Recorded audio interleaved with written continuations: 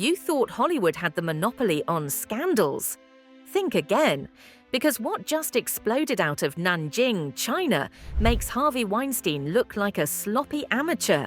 This isn't just another affair or leaked video. This is industrial-level manipulation, recorded seduction, and mass exploitation dressed in a schoolgirl wig. And they called it Sister Hong, except Sister Hong wasn't a woman, or a sister, or anything close. He was a 38-year-old man, a cross-dresser with a camera and a twisted agenda who lured up to 1,700 men, filmed them without their consent, and leaked their most private moments to the dark corners of the internet. All while the public turned it into a viral joke. Let that sink in.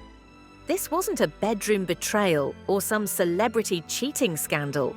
This was weaponized seduction. Disguised in red lipstick and short skirts, Sister Hong roamed social media apps, invited unsuspecting men to hookups, then pressed record. But this isn't a case of he said, she said. There are hundreds of tapes, thousands of messages, and now a digital trail of humiliation so wide, even the Chinese government couldn't keep it contained. Reddit lit up. TikTok turned it into a meme. And millions of men, some married, some high-profile, some ordinary, suddenly found themselves in the middle of one of the largest revenge porn leaks in modern history. So who exactly is Sister Hong? Born Zhao, this man had a talent for impersonation and an even sharper instinct for power over people. With blunt bangs, porcelain makeup, and a knockoff schoolgirl outfit, he transformed into a seductive character that preyed on curiosity, secrecy, and taboo. And it worked, over and over again. One man, thousands of victims, and a public that wasn't horrified. They were entertained. But here's where it gets sick. Instead of outrage, the internet responded with cosplay, Halloween masks, TikTok recreations, memes of Sister Hong's greatest hits. It was treated like a joke, while real people, real men, were grappling with exposure, blackmail, and mental breakdowns. Some of the victims even feared for their health after rumors of HIV transmission started to circulate. And through it all, Sister Hong, or rather Zhao, stayed silent. No apology, no confession, just chaos. And that chaos, that's where Ms.CathyKnows steps in. Because baby, you know I don't just report gossip, I rip the mask off. And this isn't just about China, this is about you. This is what happens when we laugh at the wrong things. When we let viral culture turn trauma into comedy. When the internet plays jury while real lives burn. You think it can't happen in the West? Honey, it already has. You just haven't seen it on this scale yet. So if you're new here, hit that like button, comment your thoughts below, and subscribe to Ms.CathyKnows, because when the truth goes viral, I make sure it never disappears.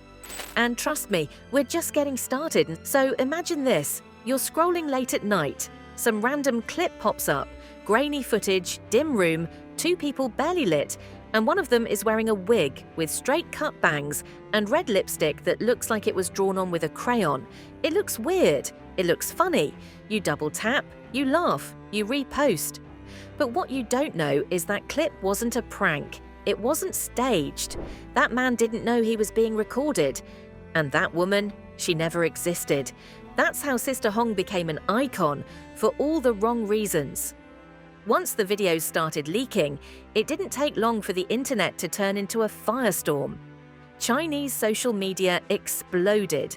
Weibo, Douyin, even Bilibili, filled with side-by-side reactions, edits, parodies, and sickening jokes. People weren't asking, how did this happen?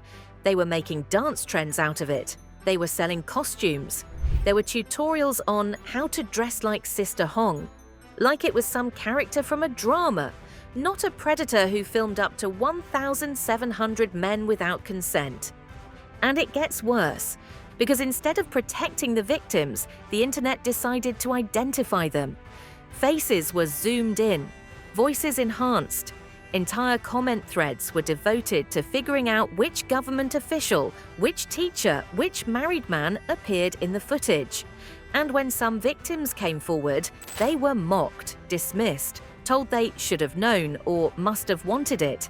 Because when it comes to public shame, the internet has no pause button. And Sister Hong? He was still walking free.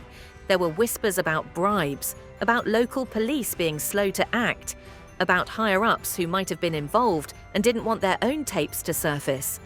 Meanwhile, the victims were left with nothing. No justice, no sympathy, no silence. Just the endless echo of a meme built on their humiliation. And let's not even pretend this is just a China thing, because this is exactly how the world treats scandal now. It's not about what's right or wrong. It's about how viral you can go before anyone gets caught. This isn't even about gender identity or cross-dressing. Don't twist it. This is about deception. It's about turning a disguise into a weapon, about filming people without permission and making their trauma go trending. And the fact that Sister Hong pulled this off for years before anyone stopped him, that should make every one of us flinch. But flinching isn't what happened. Instead, people printed t-shirts, kids wore the outfit on live streams. Some influencers even faked being Sister Hong's next victim just to get clicks. Let that sink in. People faked being exploited because real exploitation had become a popularity contest. There's a line where entertainment becomes erasure, where the joke becomes the cover-up. And Sister Hong? He danced right over that line while the world handed him a spotlight. And the victims, they were told to disappear. Say your prayers because it's about to get colder. You want to know the part they're too scared to talk about. It's not just the tapes, it's not just the victims, it's not even the memes, it's the silence. Because once people realized who some of these men were, silence became the currency of survival. We're not just talking about everyday guys, we're talking politicians, businessmen, media figures, and military officers. Men who had no idea they were being recorded.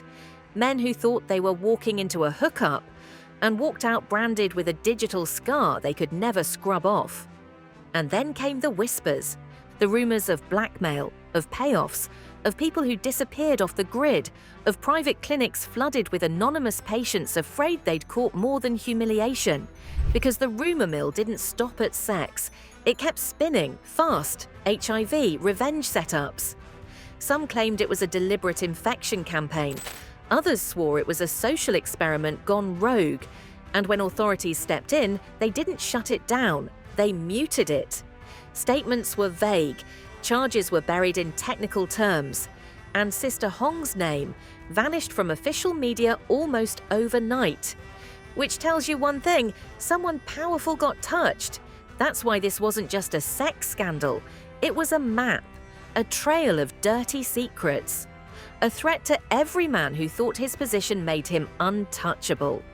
Sister Hong didn't just film bodies, he filmed secrets. And once those secrets went public, the system went into full panic mode, not to protect the victims, but to protect the institutions they were tied to. Now pause, breathe, let this part hit. If this happened in the US, it would be a front-page bomb. Netflix would have signed a docuseries within hours, CNN panels, op-eds, hashtag campaigns. But because it happened in China, because it involved gender performance, social shame, and 1,000 quiet men, the Western media mostly shrugged. Why? Because it's too complicated, too messy, too uncomfortable. Because the West loves a clean villain, a producer in a hotel robe or an actor in a casting room. But a man in a wig filming private acts with other men in a deeply conservative society, that doesn't fit the narrative, so they buried it, ignored it, pretended like it was just some local sex tape gone viral. But Miss Cathy knows better, you know better. This wasn't just about a wig and a camera, it was about control. Sister Hong knew exactly what he was doing.